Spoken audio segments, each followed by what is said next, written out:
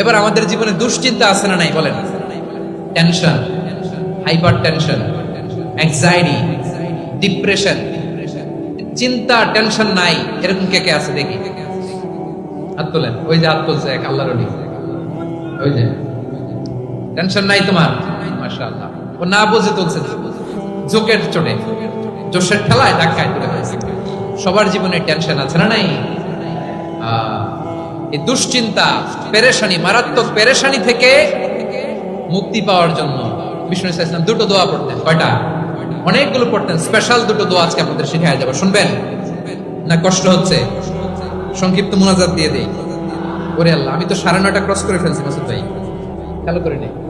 আর কয়েক মিনিট, ঠিক আছে ঠিক আছে। পেরেশানিতে পড়লে, টেনশনে পড়লে এই দোয়াটা, প্রিয় ভাইরা, বিষ্ণু ইসলাম যখন